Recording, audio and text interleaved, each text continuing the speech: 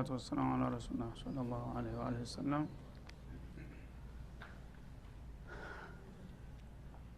وإذ قالت امرأة عمران رب إني نذرت لك ما في بطني محررا ከዚህ ቀጥሎ የመጨረሻውን ተመራጭና የሱ ዘረግንዲ አመጣጥ በሚመለከት ሊያብራራልን ነው ማለት ነው። ነብዩላህ ኢሳ የእስራኤላውያን ነብይ መጨረሻ ናቸው። ከሳቸው በኋላ የኛ ነብይ ናቸው አጠቃላይ መደምደሚያ ሆነው የመጡት። ስለዚህ ኢሳ እንዴት ተፈጠረ በሚለው ጥያቄ ዙሪያ በአለም እስካሁን ድረስ ያልተፈታ እንቆቅልሽ አለ። በወዳጅም በጥላትም የተሳሳቱ መረጃዎች በመስፋፋታቸው በሳቸው ዙሪያ በጣም ብዙ መላእክት ህዝቦች ናቸው የተሳሳቱት ማለት ነው። ለዚህ እንግዲህ ጉዳይ ለዚህ ምስጥር አላህ Subhanahu Wa Ta'ala እልባት ሊሰጠው ነው ከዚህ አያት ጀምሮ እና በነብያችን ጊዜ አለይሂ ሰላቱ ወሰለም ነጅራን በሚባለው በደቡቡ ክልል የሚኖሩ ክርስቲያን ህዝቦች ነበሩ። ነብዩ ስለ ነብዩላህ ኢሳ አንስተው በሚያወሩበት ጊዜ በእነሱ አመለካከት ያው ክርስቲያኖች ኢየሱስ የጌታ ልጅ ነው ወይም ጌታ ነው የሚል አመለካከት ነበር የሚያራምዱት ማለት ነው። እና ኢሳም እንደኔው ፍጡር ነው ባይሆን የአላህ ነብይ ነው አለ መሐመድ ማለት ሲደርሳቸው ደማቸው ፈልቶ ተናደው መጡ መዲና ድረስ ማለት ነው። እንዴት ኢሳን ፍጡር ነው ይላል? ሄደን እንከራከረዋለን ተሳስተዋል ይሄን ሰውዬ እናስተካክለዋለን ብለው መጡ። ያለ የሌለ ኃይላቸውን አስተባብረው ንጉሱ ጭምር በንጉሳቸው እየተመሩ ማለት ነው። እና መተው እርሰው ጋራ ለመነጋገር እንፈልጋለንና ጊዜ ያዙልን ብለው ጥያቄ አቀረቡ ለነብዩ። በምን ጉዳይ ሲሏቸው በኢየሱስ ጉዳይ አሉ። ጥሩ ነው ብለው ጊዜ ሰጧቸውና ለክርክር ተዘጋጁ። ያኔ ለሚነሳው ጥያቄ አላህ Subhanahu Wa Ta'ala ነብዩ አለይሂ ሰላቱ ወሰለም ብቃት እንዲኖራቸው በዛ ወቅት ይህችን ሱራ በጥቅሉ አወረደላቸው ማለት ነው። እና ስለ ኢሳ ጉዳይ ተዘረግንዳቸው ጀምሮ ከአያታቸው ጀምሮ እንዴት እንደመጣ ታሳየ በኋላ ፍጡር መሆኑን በማያዳግም መልኩ አረጋገጠላቸው። ይሄንን መረጃ እንግዲህ የሰጣቸው በዛ ምክንያት ነው። ከዛ ጀምሮ እንግዲህ ስለ ኢሳ የሚነሳው ጉዳይ በእነዚህ አያቶች ውስጥ በሙሉ እልባት ተሰጥቷል በቁርአን በኩል። ቁርአንን ያልተቀበሉ ሰዎች ብቻ ናቸው በኢሳው ጅምብር ውስጥ ያሉት እስካሁን ድረስ። ቁርአንን ከተቀበለ አንድ የሚሻክር ነገር የለም፣ ሁሉን ነገር አብጠርጥሮ ቁጭ አድርጎታልና ማለት ነው። ስለዚህ ነው አለል ኪታብ ነን ተብየዎች ስለ ኢሳ ሁላቸውንም ደባ ያጋለጠና ያፍረጠረጠ በመሆኑ ቁርአን እስላምን አጥብቀው የሚጠሩት ማለት ነው። ይሁዶች ጸረ ኢሳ ናቸው። ኢሳን እንደ ነብይ ሳይሆን እንደ ተራ ግለሰብ እንኳን አይቆጥሯቸውም። የባለጌ ልጅ የጎዳና ተዳዳሪ ልጅ አድርገው ነው የሚወስዷቸው ይሁዶቹ ማለት ነው። ክርስቲያን ተብየዎች ደግሞ መጀመሪያ ያመኑባቸው ሐዋርያት ትክክል ናቸው ነብይ ሙርሰል ነው ብለው ነው የተከተሏቸው። ከዛ በኋላ ግን በተለያየ ፍልስፍና ያ ታሪካቸው እየተበከለ ጌታ ነው የጌታ ልጅ ነው ወደሚለው ጅምብር ውስጥ ገቡ ማለት ነው። ሁላቸውም እንግዲህ ያው ልማድ ያደረጉትና በዛው በተሳሳተው ጉዟቸው ስለ ኢሳ እኛንን የምናቀው እያሉ በየፊናቸው መደንፋት ጀመሩ ማለት ነው።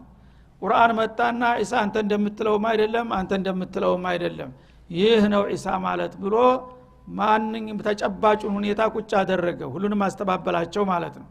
ስለዚህ ሁለታቸው ተጣራሽ የነበሩትን በኢሳ ጉዳይ ግን ቁርአን መጥቶ የራሱን ብያኔ በሚሰጥበት ጊዜ ይሁዳም ነሳራም የእስላም ጥላት ሊሆን ቻለ።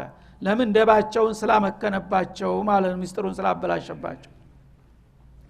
እና ኢሳ እንዴት ተፈጠረ ኢሳ ማን ነው ለሚለው ጥያቄ ከዚህ ጀምሮ በተከታታይ ያመጣልናል ማለት ነው። إذ قالت امرأة عمران ربي إني نذرت لك ما في بطني محررا የዕምራን ባለቤት ይላል። የዕምራን ባለቤት ማለት ለኢሳ አያቱ ማለት ነው። ከአያቱ ይጀምራል ጉዳዩን ግልጽ ለማድረግ ማለት ነው። እና ጌታ ነው የሚባል ሰውዬ የሰው አያት ካለው የሰው እናት ካለው እንዴት አድርጎ ጌታ ነው የሚለውን ለዑቀላዎች ግልጽ ለማድረግ እስኪ ዘረግንዱ እንዴት እንደተነሳ ልንገራችሁ። የኢሳ እናት የእናቱ እናት እንዴት እንዲያለች ልንገራችሁ እሱ ከመምጣቱ በፊት ይላል። እምራአቱ ዒምራን ማለት ሐና ቢንቱ ፋቁድ ትባል ነበረ። ሐና ቢንቱ ፋቁድ በዛል ወይም ፋቁድ በዳልም ሊሆን ይችላል፣ ይሁዳና ይሁዳ እንደሚለው ማለት ነው። ሐና ቢንቱ ፋቁድ የተባለች ሴት የዒምራን ባለቤት አለ። ዒምራን ያው የኢሳ ቅድመ አያቱ ነው ማለት ነው። ሁለታቸውንም አያቶቹን አነሳ አላህ Subhanahu Wa Ta'ala። እና ይህች የዒምራን እሱ ባለቤት የሆነች ሴትዮ መካን ነበረች፣ ልጅም አትወልድ ማለት ነው። እና ከለታት አንድ ቀን ቤቷ በር ላይ ቁጭ ብላ ያለች ወፍ ጫጩቶች ወልዳ አጥሩ ላይ በአፏ የሆነ ነገር ይዛ አምጥታ ለጫጩቷ ስታጎርሳት ታያለች ማለት ነው። እና ይህች በወፍ ደረጃ ለዚህ ለልጄ ብላ ለራሷ በአፏ ይዛት የመጣችን ነገር አሳልፋ ሰጠቻት። ልጅ እንዲህ እናት ልጅ እንደዚህ ይወዳል ማለት ነው። እኔ እኮ ያልታደልኩት የልጅ ፍቅር አላየሁም አለ። አልቀሳዱ አደረገች። ለምን ለኔስ ልጅ አትሰጠኝም? ተዚች ተወፍ ያነስኩ ነኝ እኔ። ወፍ እንኳን ይሄን ያለ ልጇ ፍቅር እየሰጠች የራሷ ባፏ ያዘችውን ነገር አሳልፋ ያጎረሰች እኔ ለምንድነው የልጅ ጸጋ ያላየሁት ብላ ጌታዋን ምርር ብላ ለመነች ማለት ነው።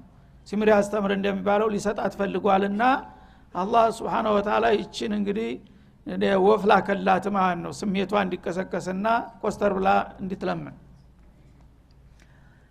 በዛ መሰረት ዱዓ አደረገች። ዱዓ ወዲያው ተሰሚነት አገኘ ማለት ነው። እና ተሰሚነት አገኘና ተረገዘ ማለት ነው። በመታረግዝ ጊዜ ደስታው በመጠን ያለፈ ነበርና እድሜዋ በጣም ገፍቶ ነበር። ካሁን በኋላ አልወልድም የሚል ተስፋ መቁረጥ ደረጃ ደርሳ ነበርና የእርግዝና በሚከሰትበት ጊዜ ከፍተኛ ደስታ ስለተሰማት ምን አለች? እኒ ነዘርቱ ለከ ማፊ በጥኒ ሙሐረራ አለች። እኔ ብቻ እሷ ዘር የሌላት መናጢናት እንዳልባል ነው እንጂ ዘር ስጠኝ አልኩህ፣ እንደሌሎቹ በልጅ ልጦርና ልገለግል አልፈልግም። የሰጠኸኝ ልጅ ላንተ ተነዝሬልሃለሁ አለች። ብቻ የልጅ እናት ናት መባሉ ይበቃኛል እኔ እና ያንተ የሰጠኸኝን ሀዲያ አንዲት ነገር እንኳን ሚሊ ነገር አገልግለኝ ብዬ ልጄን አላዝም አለች። ያንተ ታዛዥ ብቻ አረጋለሁኝ። እንግዲህ እናት በልጇ ትጠቀማለች እና እስካለይ ድረስ ይጦራታል። ከዛም በኋላ ስሟ መነሻ ይሆናል። እኔ ሁሉ አልፈልግም አለች። ብቻ ልጅ ተወለደልኝ በቃኝ። ካሁን በኋላ አንድ የተደፋች ኩባያ እንዲያነሳ አልፈልግም። ያንተ አገልጋይ ላደርግ ቃል ገብቼልሃለሁኝ። 24 ሰዓት አንተን ብቻ የሚገዛ ልጅ አድርጌ ወቅፍ አድርጌያለሁ ብላ ነዝር አደረገ ለጌታዋ ማለት ነው። ምን ያህል እንግዲህ ሷሊሃ እንደነበረች ያሳያል ማለት ነው አያቲቱ። እና ሙሐረረን ማለት ሙኸለሰን ለከ ለአንተ የጠራ አንተን ብቻ እንዲታዘዝ እንጂ ፍጡር እንዲያዘው አልፈልግም። እኔም ራሴ ላዛ አልፈልግም ይሄን ልጅ አለች። ገና እንደተረገዘ ነው እንደምትለው። ፈተቀበል ሚኒ እና ይሄንን ሀዲያዬን በዚህ መልክ ያው ቃል ገብቼልሃለሁና ተቀበለኝ ጌታዬ ብላ ጸለየች። አሁንም ተቀበላት አላህ Subhanahu Wa Ta'ala ማለት ኢነካ አንተ ሰሚዑል ዓሊም፣ አንተ እኔ የማቀርብልህን ጥያቄ ሰሚ ነህ፣ በልቤ ውስጥ ያለውን ስሜትና ንያዬንም አዋቂ ነህና ይሄ ነው ስሜቴና ፍላጎቴ። አንተ ፍቃድ ከሆነ የምትቀበለኝ ከሆነ ይሄ የተረገዘው ጽንስ ተወልዶ የኔ ተላላኪና አገልጋይ እንዲሆን ሳይሆን ያንተ ተገዥና አገልጋይ እንዲሆን ቃል ገብቼልሃለሁኝ፣ አንተ ተቀበለኝ በማለት ጠየቀች ይላል ማለት ነው። በዛ መሰረት ያው እርግዝናው ጊዜው ሲሞላ ፈለማ ወضعታ በሆዷ የያዘችው ጽንስ እሷ ወንድ ነው ብላ ነበር የምትጠብቀው።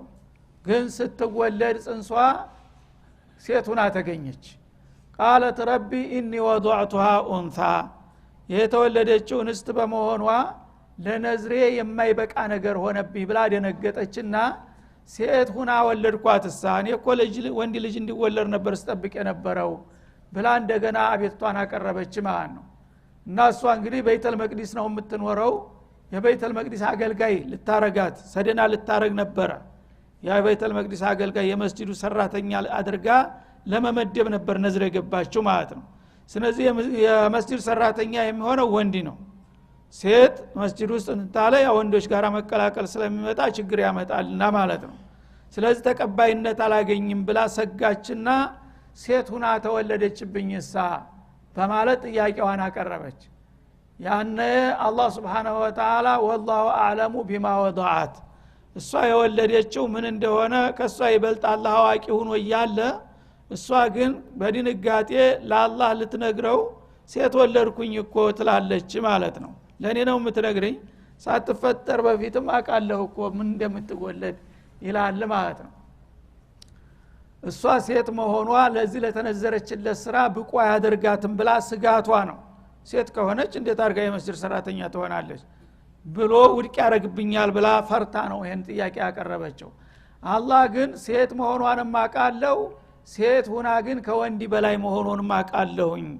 የሰጠውሽ ሴት ልጅ ሴት አትምሰልሽ በደረጃ ብዙ ወንዶችም ሊደርሱባት የማይችሉ ልዩ ልጅ ናት በማለት ሙባረክ መሆኗን ጠቆመ ማለት ነው የኢሳ እናት ማለት ነው መርየም ነው አሁን የወለደችው እና والله اعلم بما وضعت የወለደቻት ሴትና መሆኗን ወይም ደግሞ ስሟ ሴት ቢባልም ደረጃዋ ምን ያህል ክብር ያላት ታላቅ ሰው መሆኗን አላህ ጠንቅቆ የሚያውቅ ሆኖ ይያለ እሷ ግን ጾታዋ ሴት በመሆኗ ብቻ አፍራና ደንግጣ ሴት ወለድኩኝ እሳ ትላለች ይላል ወለይሰ الذكر كالانثى እና ወንድ እንደ ሴት አይደለም ይሄ የሷ ቃል ነው ወይስ የአላህ ቃል ነው በማለት ሙፈሲሮች የተለያየ ሐሳብ አላቸው ወለይሰ الذكر الذي تتمناه የአላህ ቃል ነው በሚባልበት ጊዜ አንቺ ስትመኘው የነበረው እንዲወለድልሽ ስትመኘው የነበረው ወንድ ልጅ ከልኡንተ الذي وهبناك اياها እንደሰጠንሽ ሴት ልጅ አይደለም ብሎ መልስ ሰጣት ማለት ነው አንቺ በጾታው ብቻ ወንድ ሆኖ ተራዘበኛ ለመውለድ ነው የተመኘሽው እኛ ደግሞ ሴት ሆና የዓለም ሴት አለቃ እንድትሆን ነው የመረጥንልሽ እና ብታቂ ኑሮ ተተራዘበኛ እንደ አይነት ልጅ ነበር የምትመርጭው አላወቅሽምና እኛ የሰጠንሽ ሴት አንቺ ከተመኘሽ ወንድ በጣም የላቀና የተመረጠ ነው ይላታል ማለት ነው ወይም የሷ ቃል ነው በሚባልበት ጊዜ ወለይሰ الذكر كالانثى እኔ መስጂድስ አገልጋይ አደርገዋለሁ ያልኩት ወንድ ይሆንልኛል ብዬ ነበር አሁን ሴት እንደ ወንድ አይደለችምና ለዚህ ስራ እንዴት ይበቃል ብላ ቅሬታዋን መግለጧ ነው በሷ አንደበት ከሆነ ማለት ነው ለማንኛውም አላህ Subhanahu Wa Ta'ala የተመኘቸው ወንድ ልጅ ተዝች አሁን ከሰጣት ሴት በጣም ያነሰ መሆኑን ገለጠላት ማለት ነው እና ወለይሰ الذكر كالانثى እኛ የሰጠንሽ ወንድ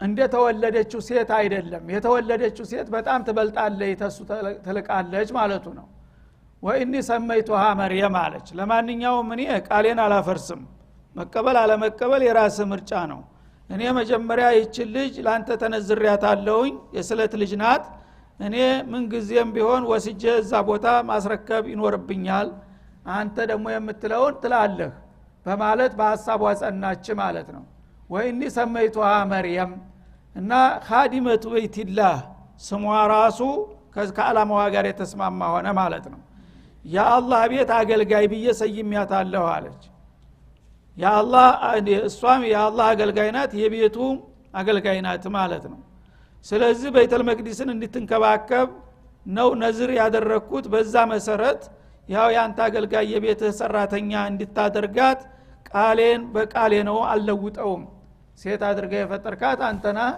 እኔ ግን በዛው በቃሌ ገፋበታለሁ አለች ማለት ነው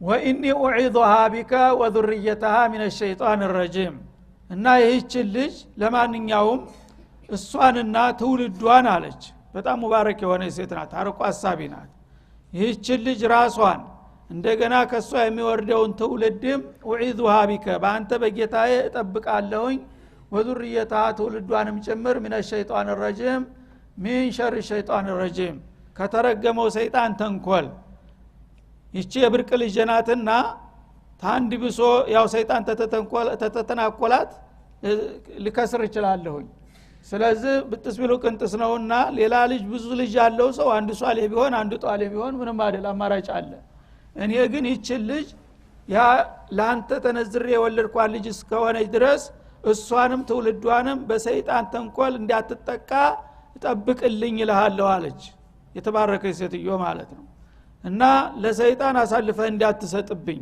ላንተ ሰጥቻለሁኝ አደራውን እሷንም ትውልዷንም ከሰይጣን ተንኮል የተደበቁ አድርግልኝ በማለት ጸለየች ማለት ነው የመጀመሪያው እንዲሰጣት ዱዓ አድርጎ እንደተቀበላት ሁሉ አሁን ደግሞ ዝም ብሎ መወለድ ብቻ ሳይሆን ፍሬያማ እና ጥሩ ውጤታማ የሆነ ዝርያ እንዲሆን ዱዓ አደረገች ይሄንንም ተቀበላት አላህ Subhanahu Wa Ta'ala ስለዚህ ነብዩ في صحيح البخاري እንደሚሉት كل مولود يولد فاذا ولد استحل بالبكاء ማንኛውም ልጅ በሚወለድበት ጊዜ ገና ከናቱ ዱብ ሲል የሚያሰማው የለቅሶ ቃል ነው ርር ብሎ ያለቅሳል ተወለደ ይባላል ገና ድምጹ ሲሰማ ማለት ነው ያ ለቅሶ ለምን እንደሆነ ታውቃላችሁ አሉ ማንኛውም ልጅ ሲወለድ ገና መሬት ዱብ ሲል ያለቅሳል የሚያለቅሰው ሰይጣን ያደባዋል ይጠብቀዋል ገና ሲመጣ ይለክፈው ማለት ነው ልክ ሲወርድ ቁንጥጥ ያደርገዋል ገና ሱብሃንአላህ ያው እኔ ጋር እንተዋወቅ እኔ ደንበኛ ትሆናለህ ብሎ ይመዘግበዋል ማለት ነው ያ በዛች በለጋድሚያው ቁንጥጫ ያገኛልና በዛ ምክንያት ነው ርር ብሎ የሚያለቅሰው ኢላ መርየም ወብነሃ አሉ መርየምና ልጇ ግን ከዚህ ነገር ዳኑ አሉ ለምን በጥሩ እናታቸው ዱዓ ስለተደረገላቸው መጀመሪያውኑ የኔን ዝርያ ሰይጣን እንዳይለክፍብኝ ብላ ጌታዋን ጠየቀች ጌታ ደግሞ ተቀበላት ኢሳ ሲወለድ ጸጥ ነው ያለው ምንም እንትን አላለም ማለት ነው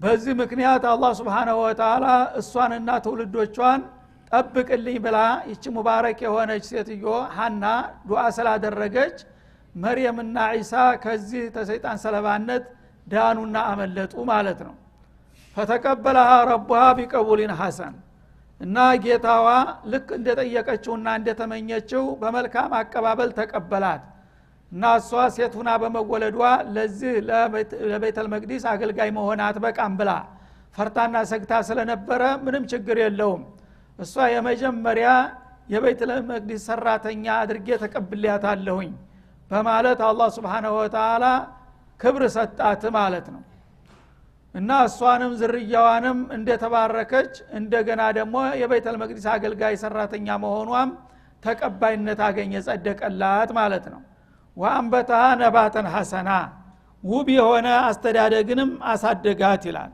መወለዷ ብቻ ሳይሆን ጥሩ አሳዳጊ ደግሞ ሰጣት ማለት ነው አላህ Subhanahu Wa Ta'ala የወፈቀው ሰው ተርቢያ ላይ ጥሩ አሳዳጊ ይሰጠዋል እና ጥሩ ሰው ያሳደገው ጥሩ ነው የሚሆነው ብዙ ጊዜ ማለት ነው እና እናቲቱ ሴት ናት አባቷ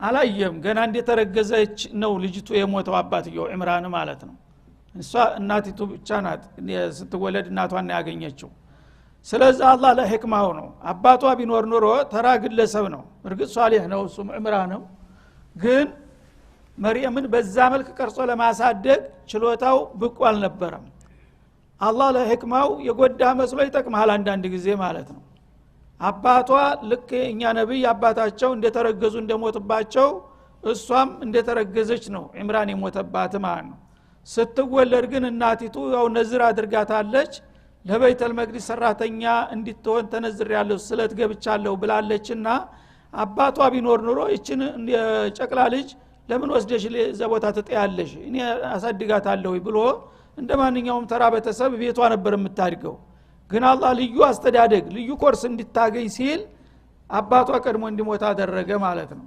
ከዛ በኋላ ይቺ ሴት ወስዳ ለቤተል መቅዲስ ሰራተኞች ሰጠቻቸው خذوا هذه نذيرتكم ማለች ይቺ ለእናንተ አገልጋይ ለእናንተ ረዳት እንድትሆን ተነዝሬ የተወለደች ልጅ ናት ስለዚህ የእናንተ ናትና ተቀበሉኝ ተረከቡኝ ብላ ገና እንደተወለደ እርጥቧን ወስዳ በጨርቅ ጠቅላ አስረከበቻቸው ማለት ነው እነሱ ደግሞ ሰውየው አባትየው በጣም የተባረከ ሰው ነበር ይወዱት ነበር አለቃቸው ኢማማቸው ነበር የኢማማችን ልጅ አሉና በደስታ ተቀበሉ እንዳው ምን ያሳድግ ተናፈጉ ስበርሳቸው ለመጣላት ቀረቡ ማለት ነው የኢማን ልጅማ ለማሳደግ የታደለ ነው እኔ ወስፈል አሳድጋለሁ ሲል ያኛው እኔ ነኝ ያም እኔ ነኝ ያሉ መቃማት ጀመሩ ማለት ነው። ያኔ አላህ Subhanahu Wa Ta'ala በወቅቱ ነብዩላህ ዘከርያ ነበሩ ማለት ነው። ነብዩላህ ዘከርያ ኢማማቸው ናቸው። ዑምራን ከሞተ በኋላ በሱ ቦታ ተተክተው ንቡዋም አላህ ሰጥቷቸው የተሻለ አመራር ነበር አሁን ማለት ነው። በዛ ጊዜ ሰዎቹ ሲጣሉ ለኔ ብትሰጡኝ ሳሉ ዘከርያ ሁላቸውም እንግዲህ አንድ ልጅ ናት ለስንቱ ትሆናለች ለልጅቷ እኔ ሻላታለሁና ለኔ ፍቀዱልኝ ቢሏቸው እንደ የነ መሰለ ድልም አለማንም አንሰጥም ብለው ሁሉም ሊሰጧቸው አልፈለጉም። እንግዲያውማ እጣ እንጣጣልና እጣ የሰጠው ይውሰድ አሉ ሐሳብ አመጡ ማለት ነው። የአላህ ነብዮች እንግዲህ በስልጣናቸው አይጠቀሙ ማለት ነው። እናንተ ምን አገባችሁ አላሏቸው። እጣ ተጣጥለን እጣ የለወጣለት መጀመሪያ እሳቸው ምክንያቱን ነገሩ። አንደኛ እኔ ከሁላቸውም የበለጠ በጥሩ ሁኔታ ላሳድጋት እችላለሁ ይችል ልጅ፣ ሁለተኛ ደግሞ አክስቷ ከኔ ጋር ናት አሉ። የሳቸው ባለቤት የዚች ልጅ የናቷ እህት ነበሩ። ስለዚህ አክስት ማለት እናት ማለት ነው። ስለዚህ በአንድ በኩል እኔ ጥሩ ሙረቢ ሆናታለሁ፣ አክስቷ ደግሞ እንደ እናቱ ናት አሳድጋታለችና በዚህ ሚዛ ብትፈቅዱልኝ ቢሏቸው ሰዎቹ ከመወደዳቸው የተነሳ አንፈልግም አንሰጥህም አሏቸው። እንግዲያውስ እጣ እንጣጣላሉና በጣ ተስማምተው በጣ ደግነቱ እሳቸው አቸነፉ ማለት ነው። እና አላህ እንዴት እንደመጣች እንግዲህ መርየም እንዴት እንደመጣች ኢሳ እንዴት እንደተወለደ ዘረግንዱንና ታሪኩን በዝርዝር ተወዳገና አመጣልህ ከመሰረቱ ማለት ነው። እና ፈተቀበለها ربها بقبول حسن وانبتها نباتا حسنا ማለት መልካም የሆነ አስተዳደግ በአካልም በመንፈስም ፍጹም ንጹህ የሆነች ልጅ አድርጎ አላህ አሳደጋት ማለት ነው። እና ነብዩላህ ዘከርያ ልዩ ልጅ እንደምትሆን አውቀው ነበረ እና ልዩ ትኩረት ሰጥተው ሌት ተቀን ከራሳቸው ልጅ በበለጠ እንክብካቤ ያደርጉላትና መንፈሷንም አካሏንም ይገነቧት ነበረ ማለት ነው። እና ተሰስታቸው ብዛት የተነሳ ቤታቸው አልተዋትም። ሙክራብ አላቸው ቤተል መቅዲስ መስጂዱ ውስጥ ጓዳለቻቸው። እዛ ልዩ ቦታ አዘጋጁላትና ማንም ሰው እንዳያያት እዛ ቦታ አስቀምጧት ማለት ነው። በራሳቸው ኢሽራፍ ማደግ ጀመረች ማለት ነው። እና ምግቧን አዘጋጅተው እዛ ያመጡላታል። የማንንም ወሬ አሉባልታ አትሰማም። በቀጥታ የአላህ ነብይ ድምጽ ብቻ ነው ጧት ማታ የምትሰማው ማለት ነው። በዚህ መልክ እንግዲህ አላህ Subhanahu Wa Ta'ala ጥሩ አሳዳጊ ሰጣትና በአካልም በመንፈስም ውብና የተሳካ የተዋጣለት ጥሩ ልጅ ሁና ልታድግ በቃች ማለት ነው። ወከፈለها ዘከርያ አላህ ለዚህ ታላቅ ደረጃ እንድትበቃ ነብዩ ዘከርያን እንዲያሳድግ ኃላፊነት ሰጠው። ይች ልጅ አንተ ነህ ማሳደግ ያለብህ እና ደግሞ አስፈላጊውን ሁሉ እንክብካቤ አድርገህ ፍጹም የሆነች ልጅ አድርገህ አውጣት ብሎ ጌታ መመሪያ ሰጥቷቸው ነበረ ማለት ነው። ኩለማ ደኸለ عليها ዘከርያ المحراب እና ነብዩላህ ዘከርያ እዛ መቅደሱ ጓዳ ውስጥ አስቀምጠዋታል። እሳቸው በየጊዜው እየገቡ ይንከባከቧታል፣ ምግቧን ያመጡላታል፣ ያጫውቷታል፣ ያስተምሯታል። በገቡ ቁጥር እሳቸው ከቤት ቁርስ ይዘው ይመጣሉ። እዚህ ሲመጡ ግን ተየት እንደመጣ ያልታወቀ ቁርስ አጠገቧ ቀድሟቸው ያገኙ ጀመር ማለት ነው። ምሳ ይዘው ሲመጡ ተሳቸው ምሳ የበለጠ እሷ ጋር አለ አገልግል ማለት ነው። ራት ይዘው ሲመጡም እንደዛው ነው። ግራ ገባቸው። ቦታው ማንም አይገባም፣ ቁልፉ በሳቸው እጅ ነው። ያቺ ክፍል ቆልፈው ከሄዱ ማንም ሊገባ አይችልም። እና ምንድነው ይሄ ምግብ ከየት ነው የሚመጣው እያሉ ግራ ገባቸው። ልጅቷ ደግሞ በጠይቃት እቺን ገና ጨቅላ ልጅ ምን ታውቃለች እያሉ በጣም ይገረሙ ጀመረ ማለት ነው። ኩለማ ደኸለ عليها ዘከርያ المحراب ናዛች ልዩ ጓዳ ቦታ ላይ ዘከርያ ከፍተው በገቡ ቁጥር ወጀደ عندها رزقا ልዩ የሆነ አስደሳችና ምርጥ የሆነ ምግብ ከሷ ጋር ያገኙ ጀመር ማለት ነው። ገረማቸውና እንግዲህ መጠየቅ አለብኝ ብለው አንድ ቀን ሊጠይቋት ነው ማለት ነው። قال يا مريم أن لك هذا አሏት። መርየም እኔ ይሄን ክፍል ቆልፌ ነው የሚሄደው፣ ቁልፍ ሌላ ሰው አልያዘም። እኔ ስመጣ ግን በአካባቢ የሌለ ልዩ ልዩ ምግብ አገኛለሁ አንቺ ዘንዳ። ይሄ ምግብ ከየት ነው? ሚን አይነ ለኪ አሏት ማለት ነው። አና ለኪ ማለት ሚን አይነ جاء لك هذا الرزق ይሄ ሲሳይ ከየት መጣልሽ ብለው ጠየቋት ለገዋልጅ ማለት ነው። قالت هو من عند الله ባጭሩ እና ከጌታዬ ዘንድ ነው የመጣልኝ አለች። ማንም አላመጣልኝ። ያው ቤትም ቢዘጋ ቁልፍም ቢቆለፍ የማይከለክለው አላ ኩሊ ሸይን ቀድር የሆነው ጌታ እሱ ነው ሀዲያውን የላከልኝ ምን ታረጋዋለህ ብላ ቁጭ አለች ማለት ነው። ሱብሃንአላህ።